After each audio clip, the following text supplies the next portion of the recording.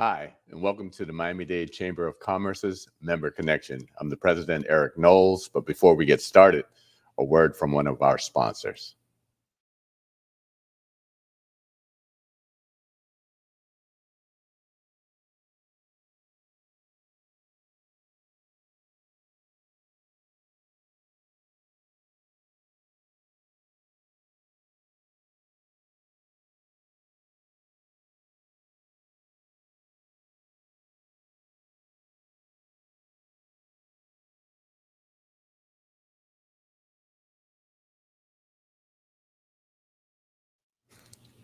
Hi, and welcome back to the Miami-Dade Chamber of Commerce's Member Connection.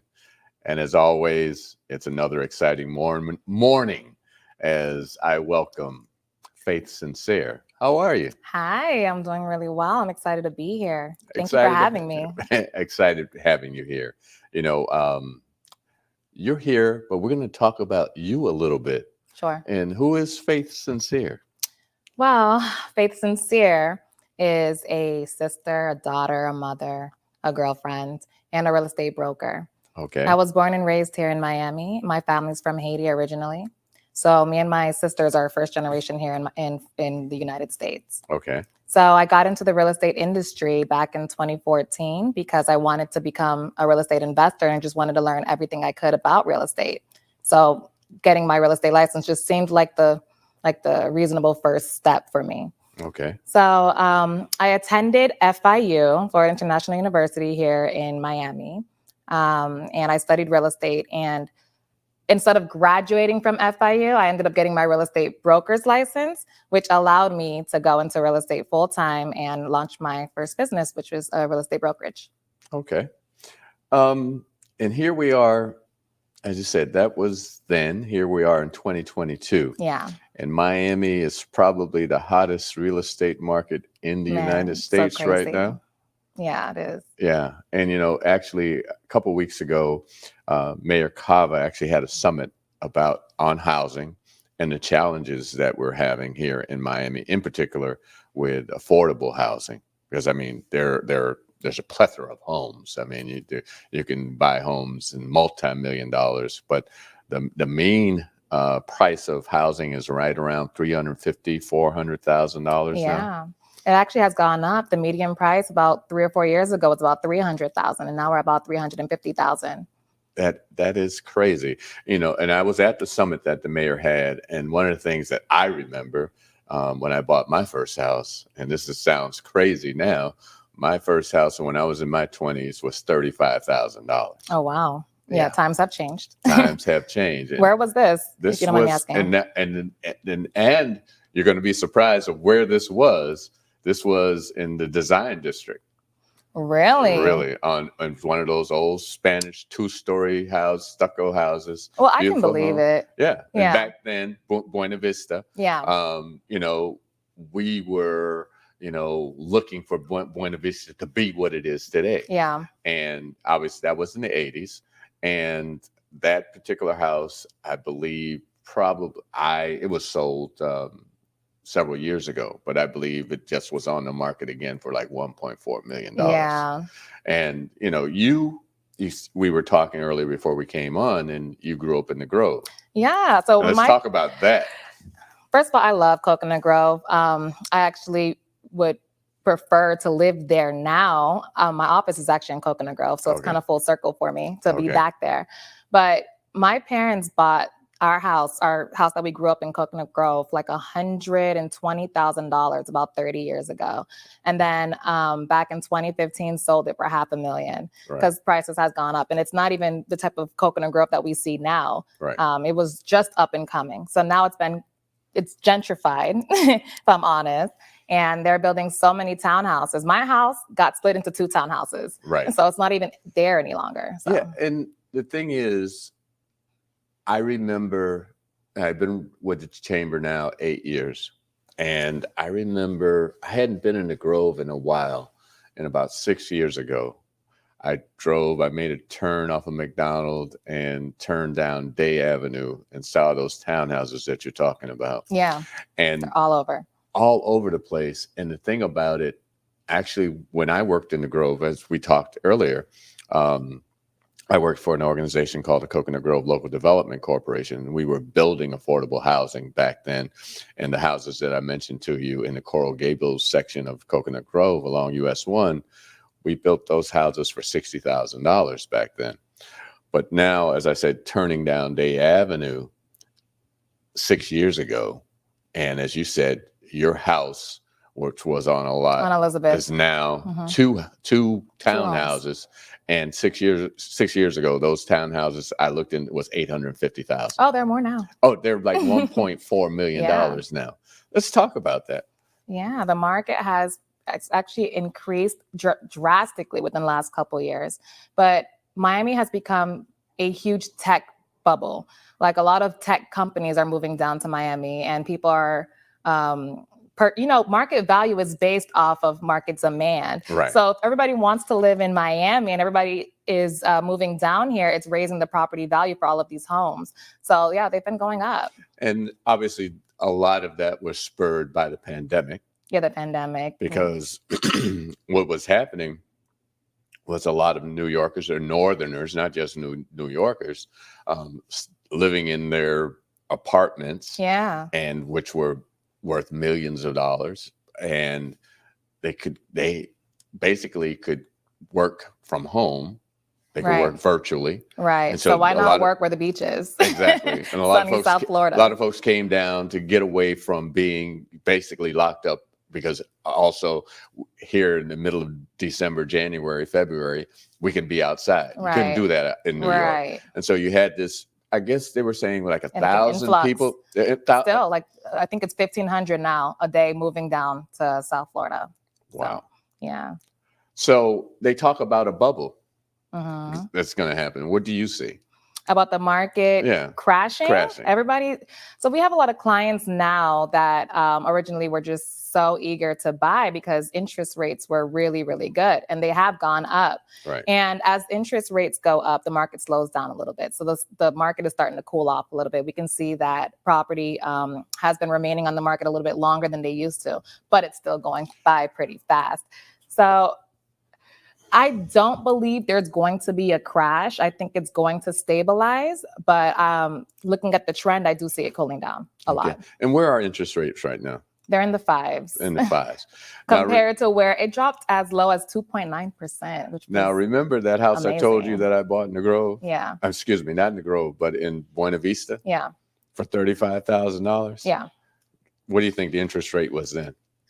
Oh, I don't know. It was 11%. And people don't understand that. They're scared to buy. Yeah. But I mean, interest rates fluctuate. It's always going to fluctuate. The time to buy is whenever you are able to, at the end of the day, Right. in my opinion. So what do you, again, as I said, I was at the summit that the mayor had about housing. Yeah. What are your suggestions for a young person that's coming out of college, starting a family, and looking to buy a home? I mean, Dade County is very big. Yes, Dade County is big. It also is expensive. You can see the difference in prices in Broward County versus Dade County. Like, it's a big difference in the type of space that you have and the home that you're buying. But I mean, Miami is kind of where everybody wants to be. I mean, Right. it's a beautiful city. And for a young person that's starting a family, there's a lot of programs that are out there that makes it a little bit more affordable for them to buy something. Okay. Like down payment assistance, grants that are available to first-time homeowners. And we have the FHA program that the down payment is only 3.5%. And they're able to even qualify for a loan with like a 590 credit score. Okay. So there's a lot of options out there for them. And I know, speaking about that, I know that, again, when I was working in the Grove and we were building affordable housing, you can actually get 3 mortgages through surtax. But these are these programs that you're talking about. Right. There are options. I'm not a mortgage broker, Right. and I'm not a licensed loan originator, so I can't go into too much detail into that. They Right. would have to work or speak to a licensed professional. Right. But yeah, there are a lot of different There are programs, and through the chamber, I know I work with MDEAT, which is Miami, and I'm forgetting it as I say it. But anyway, MDEAT has a housing program for first-time home buyers. Yeah. And they, again, through surtax, there are programs in which you can get anywhere from a second to a third mortgage. And if you stay in that home for 10 years, and that may have changed, so I don't want to speak that is the actual happening now. But if you stay in that home for about 10 years, that loan is forgiven. Some of those second and third mortgages are forgiven. And there are a lot of programs that are out there like that.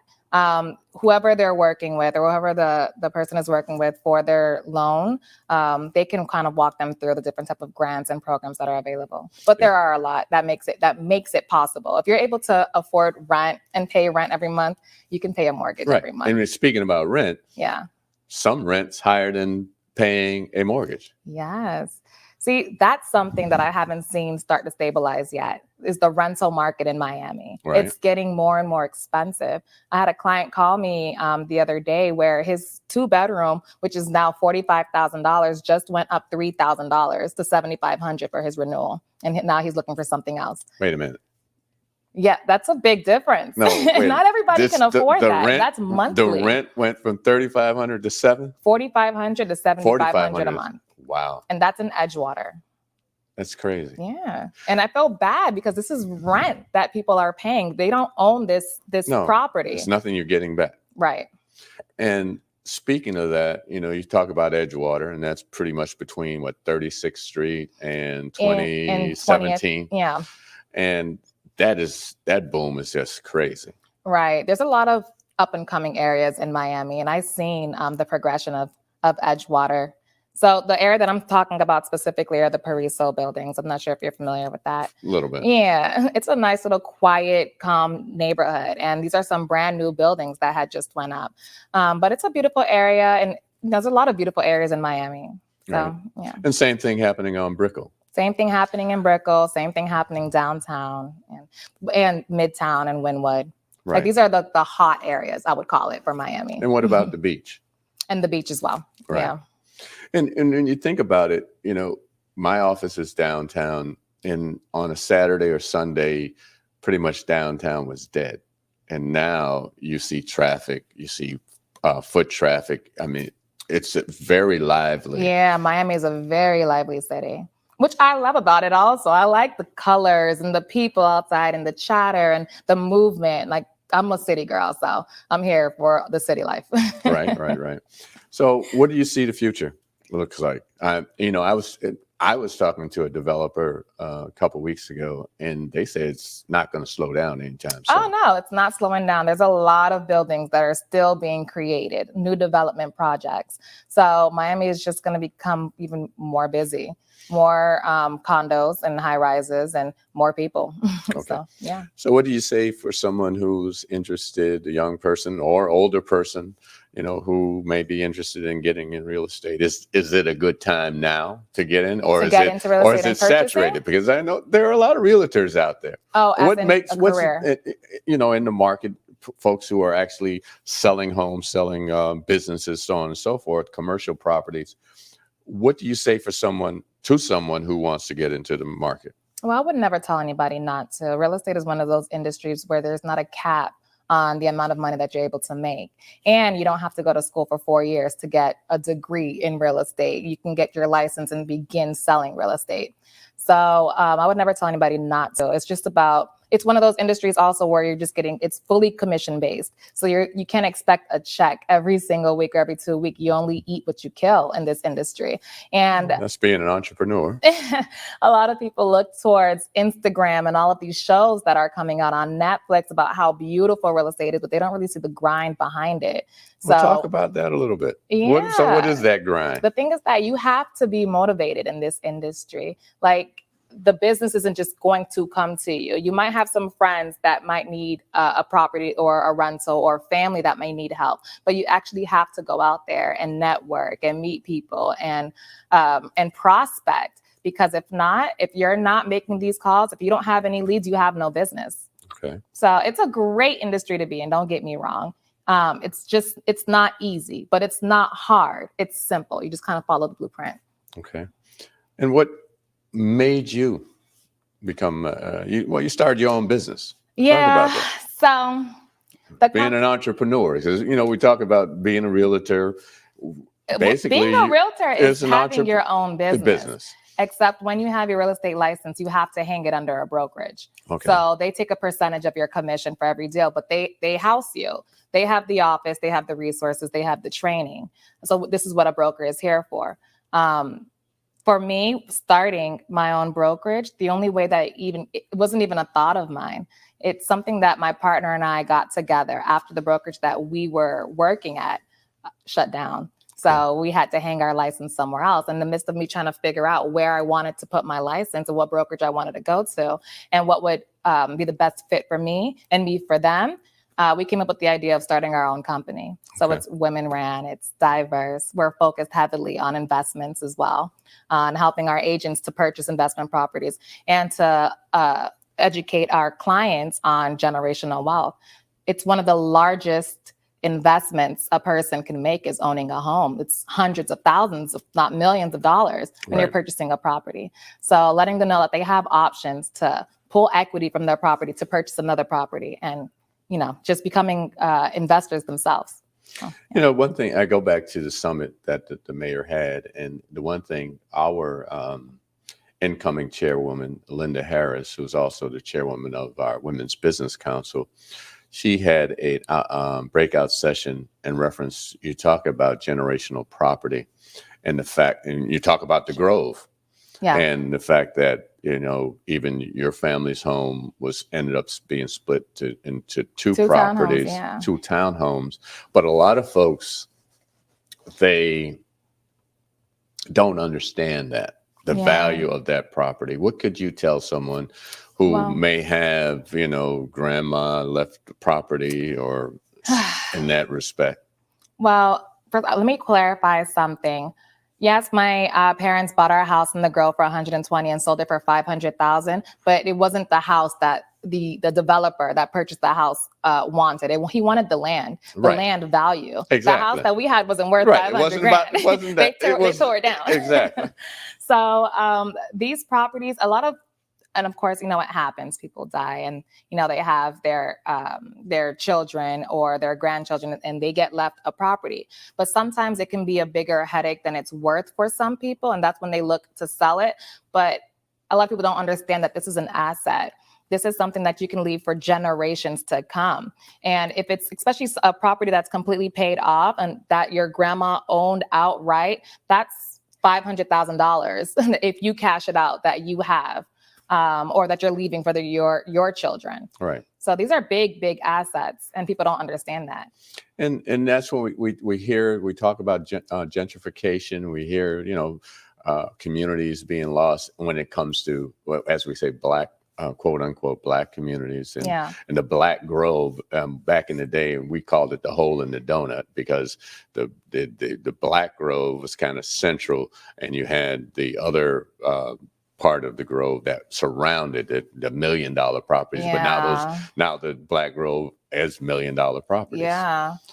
It's different. And what's hard about it is that the families that were there after selling these houses, and especially with the market the way it is now, it's like, where are they going? Right. It's what can you afford? Right. But yeah.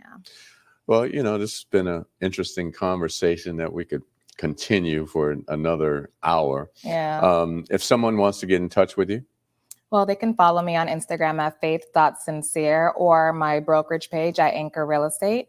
They can email me at faith@anchorrealestate.com or find my LinkedIn, Faith Sincere. Okay. Well, and if you want to know more about the chamber, you can go to www.m-dcc.org, or you can call the chamber at 305-751-8648. And if you want to hear about what's happening, go to our chamber page. Yeah. This is great. This was really great. Thank you for having me.